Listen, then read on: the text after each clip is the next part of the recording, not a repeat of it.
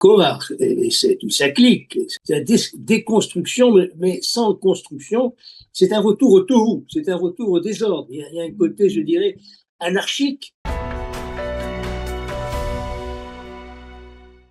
Eh bien, nous avons le plaisir, comme chaque jeudi, de nous retrouver avec David Saada. David, bonjour, Boker Tov.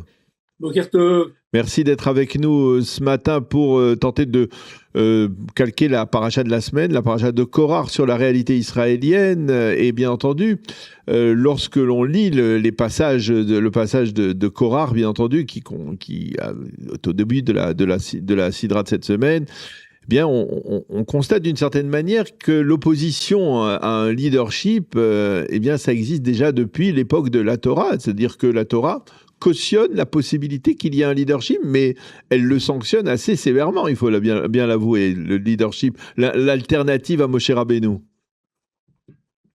C'est-à-dire qu'il ne s'agissait pas exactement d'une alternative à Moshe Rabbeinu, il s'agissait d'une opposition... on reviendra là-dessus, assez destructrice en fait des bases même de la société hébraïque qui était en train de se constituer. Mais pour commencer, je crois qu'il faut souligner que la marloquette, c'est-à-dire la controverse, l'opposition d'avis différents, est un fondement, et peut-être le fondement de la Torah. Oui. Véritablement le fondement de la Torah. Pour appliquer la Torah écrite, donc il y a la Torah orale, et la Torah orale, ça n'est que des controverses entre les sages pour aboutir à quelque chose de positif, pour aboutir à la halacha. Donc la marloquette, qui est donc celle de la Torah Sheba'al Peh, de la Torah orale, c'est une marloquette leshem shamaim, c'est-à-dire pour littéralement Oui. au nom des cieux, de manière totalement désintéressée, pour un but constructif. Donc la marloquette elle-même, l'opposition, on appellerait ça, mais ce ne serait pas du tout approprié, la démocratie, c'est-à-dire la libre discussion, ça fait partie intégrante, c'est la base même de la Torah. Alors, il y a cette fameuse Mishnah, puisqu'on parle de Marloquet, de Mishnah de Pirkei Avot, qui dit Marloquet Leshem Shamaim, Sofa Leit Kayem, Marloquet Sheena Leshem Shamaim, En Sofa Leit Kayem. Alors, ça, c'est toujours une question qu'on se pose. Qu'est-ce que ça veut dire une Marloquet Leshem Shamaim, désintéressée, qui se maintient, en fait, en général? Justement, si la Marloquet, elle est désintéressée, l'objectif, c'est ça planisse, que les différentes opinions s'aplanissent et que l'on puisse trouver un modus vivendi. Pas forcément. C'est pas forcément le modus vivendi qui est recherché. Il se peut en matière de halakha qu'on choisisse une opinion plutôt qu'une autre. Mais cette opinion, une fois qu'elle a été choisie, elle devient la loi pour tout le peuple d'Israël. Et j'ajouterais que dans la marloquette, on n'efface pas, si vous voulez, l'opinion qui n'a pas été retenue. Là, c'est toute la controverse sur une très très nombreuse halachot entre Hillel et Shammai. On a retenu surtout la Torah d'Hillel, mais pour autant, on sait exactement quelles étaient les positions de Shammai. D'ailleurs, c'est intéressant, je vous arrête là-dessus. Je vous arrête là-dessus parce que c'est intéressant pour nos auditeurs de comprendre justement dans la marloquette entre Hillel et Shammai, pourquoi justement, dans la plupart des cas, la psycha, elle vient conforter Beth Hillel plutôt que Beth Shammai. Beth Shammai, c'est une recherche finalement d'absolu. Finalement. Voilà. Il y a un idéalisme extrêmement élevé chez Shammai. Chez Hillel, l'idéalisme existe, mais il y a aussi la volonté de tenir compte des faiblesses humaines, quoi. Donc d'avoir une position qui permette, tout en étant dans une halakha stricte, d'accepter que l'homme puisse s'améliorer en fait, en réalité, et donc avec un certain nombre de dispositions qui sont des dispositions moins strictes en général que celles de Shammai. Mais il y a des halakhot où Hillel est nettement plus strict que Shammai aussi. Oui, on dit en fait que Beth Hillel, si je ne me trompe pas, que Beth Hillel avait la capacité d'écouter les avis de Beth Shammai avant de trancher, tandis que Beth Shammai n'écoutait pas Hillel avant de trancher. Et ça, c'est une belle leçon. C'est une belle leçon pour la... Effectivement, quelqu'un qui avait une vision très idéaliste et très tranchée. Mais c'est pas celle-là qui a été retenue dans la Torah orale. Contrairement à ce que croient beaucoup même de juifs laïcs qui croient que la Torah orale c'est une espèce de charia, si je puis dire, pour le comparer à l'islam. Pas du tout. Je veux dire, encore une fois, la marloquette fait partie intégrante de la démarche de la Torah. Voilà. Et donc, pour revenir à notre Korach. Ouais. Lui, Korach a attaqué Moshe d'une manière finalement qui d'abord n'est pas désintéressée, on le sait très très bien. Il avait des visées pouvoir. Or, dans la marloquette, les Shem Shamaim, l'enjeu n'est pas le pouvoir. Or, pour Korach, il s'agissait tout simplement pour lui de remplacer Aaron.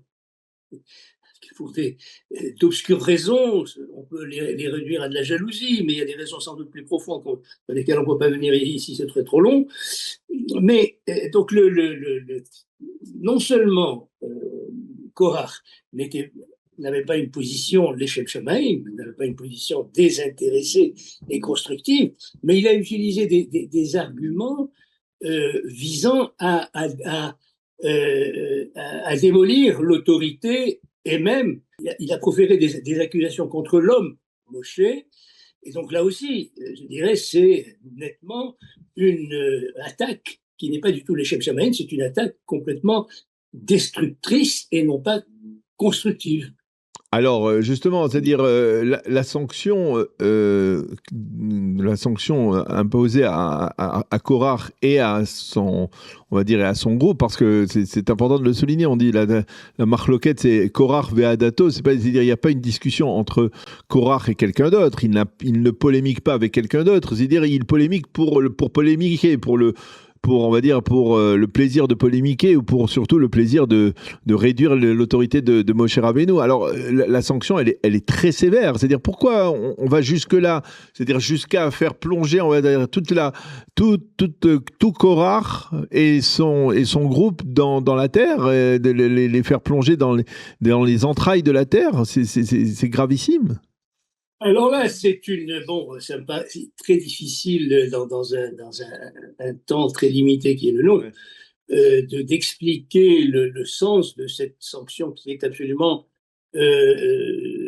extraordinaire, jamais vue. C'est comme le dit Moshe, qui l'a demandé lui-même, c'est une bria, c'est-à-dire c'est une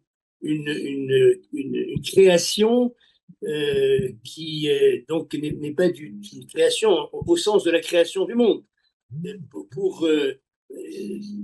En réalité, si on veut résumer, je dirais, la sanction contre Korach et toute sa clique, qui cherchait à tout déconstruire, comme on dit aujourd'hui. C'est la déconstruction, mais sans construction. C'est un retour au tohu, c'est un retour au désordre. Il y a un côté, je dirais, anarchique. Et donc, la sanction a été comme... Alors que la création, c'est quelque chose c'est un céder, c'est quelque chose dans laquelle il y a une hiérarchie, il y a un ordre. Là, tout d'un coup, la terre s'ouvre comme si elle était décréée, si vous voulez. C'est un peu le sens de la sanction, c'est que la position de Korach, qui n'est pas une marloquette, les Shem Shamaim, conduit au tohu, c'est-à-dire au désordre, à la désorganisation et donc à une régression, finalement, une régression de la société. Un dernier point autour de Korach. La tradition nous dit qu'en fait, Korach, lui, a bien plongé, on va dire, dans les entrailles de la terre, mais ses enfants ont été sauvés. Bnei Korach, l'Ometu, et non seulement l'Ometu, mais apparemment la descendance de Korach elle est prestigieuse, puisque Shmuel Hanavi, le plus grand des prophètes, il descend de Korach, et on dit Moshe ve'Aaron bechoanav ou Shmuel bekoreh shemot, c'est-à-dire on compare la puissance de Moshe et de Aaron à celle de Shmuel, et d'une certaine manière, c'est presque un retour de manivelle, d'une certaine manière, finalement. Shmuel est élevé au niveau de Moshe Rabbeinu. Korach n'était pas n'importe qui. Korach n'était pas un simple politicard sans scrupules. C'était un homme qui avait une envergure spirituelle. D'ailleurs, la faute qu'il a commise est d'autant plus grande. Il avait une envergure spirituelle, il était même, je dirais, il avait un côté prophétique. Ouais. Et il a vu, en effet, que sa descendance serait une descendance aussi prestigieuse que celle de Shmuel, et à travers ses fils qui, eux, ne l'ont pas suivi. C'est ce que nous dit la Torah. Ses fils ne l'ont pas suivi, ils ont survécu, et donc la lignée de Korach a donné des fruits. Elle a donné Shmuel, qui est tout de même un personnage essentiel dans toute l'histoire du peuple d'Israël. Eh bien, David Saada, merci beaucoup pour nous avoir éclairé donc sur cette paracha de la semaine, paracha de Korach, en lien avec la réalité ici aujourd'hui, justement, le problème du débat, comment mener un débat, et ça c'est une question véritablement à laquelle on va être confronté au cours des prochaines semaines et des prochains mois en perspective des élections. Essayer de mener des débats désintéressés, avoir une marloquette qui soit l'Echem Shamaïm, c'est probablement comme cela que l'on doit se comporter, y compris au sein de la classe politique israélienne. Merci beaucoup, David Saada, d'avoir été avec nous. Bonne journée. Shabbat Shalom. Shabbat Shalom.